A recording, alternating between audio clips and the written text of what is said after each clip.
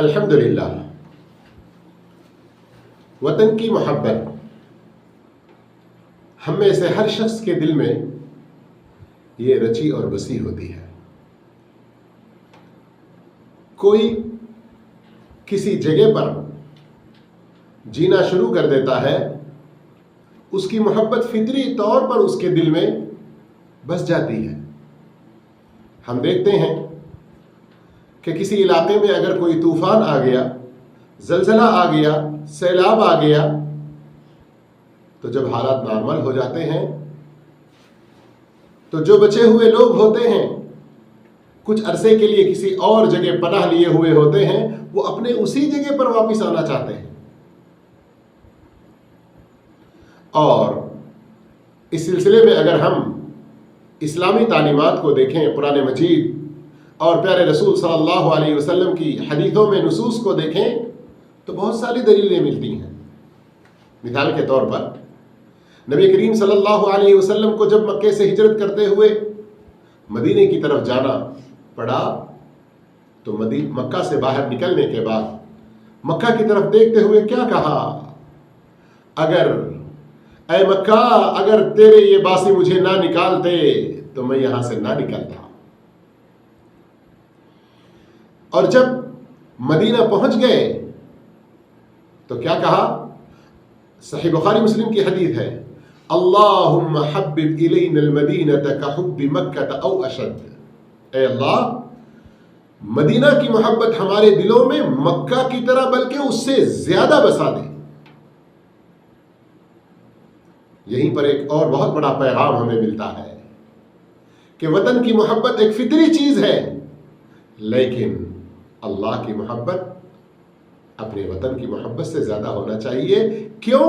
کہ اسی نے پیدا کیا ہے، اسی نے ایک جگہ ہمیں جینا عطا کیا ہے، روزگار عطا کیا ہے.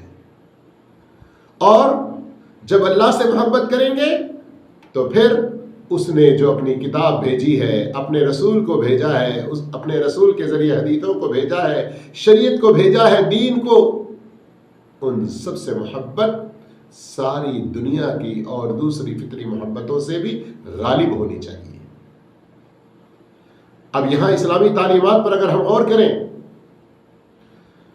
تو وطن کی محبت صرف اپنی منمانی اسے ظاہر کرنے سے اس کا حق ادا نہیں ہوگا، بلکہ جس اللہ نے ہمیں جس جگہ بسایا وہاں پر اللہ کے احکام کو نافذ کرتے ہوئے، وہاں کے امن و امان کو برقرار رکھتے ہوئے، وہاں خود ہم اپنے آپ یا اپنے دوسرے جاندار لوگوں کو، مخلوقات کو چین و سکون پہنچاتے ہوئے، ان کو اذیت میں، تکلیف میں ڈالنے والی ہر چیز سے خود بچتے ہوئے، دوسروں کو بچاتے ہوئے، اور ان سب پر اللہ رب العالمین کا شکر ادا کرتے ہوئے.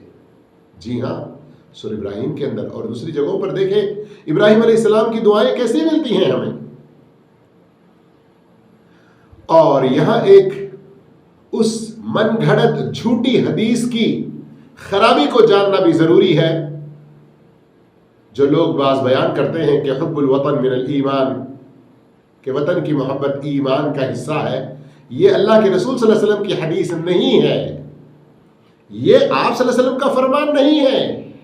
کیوں؟ کہ وطن کی محبت مومن کو بھی ہوتی ہے، کافر کو بھی ہوتی ہے، فرما بردار کو بھی ہوتی ہے، نافرمان کو بھی ہوتی ہے، اچھے لوگوں کو بھی ہوتی ہے، برے لوگوں کو بھی ہوتی ہے.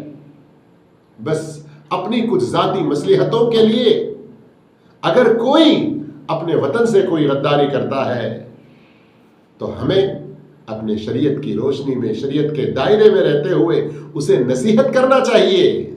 جی ہاں، کیوں؟ کہ ہمارا دین، ہماری شریعت اپنے وطن سے محبت کو سکھاتی ہے.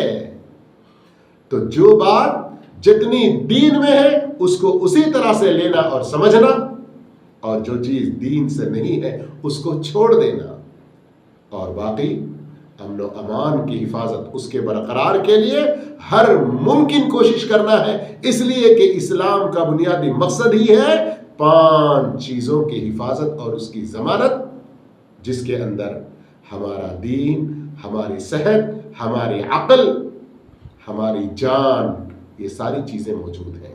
اللہ ہم کو سب کو نیک توفیق عطا فرمائے اور اپنے ان علاقوں کے اندر اللہ کی نعمتوں کو جو محسوس کر رہے ہیں ان کا صحیح شکر ادا کرنے کی توفیق عطا فرمائے، کیوں کہ شکر کے ذریعے نعمتیں بڑھتی بھی ہیں، شکر کے ذریعے نعمتیں برقرار رہتی بھی ہیں۔ والسلام علیکم ورحمۃ اللہ وبرکاتہ۔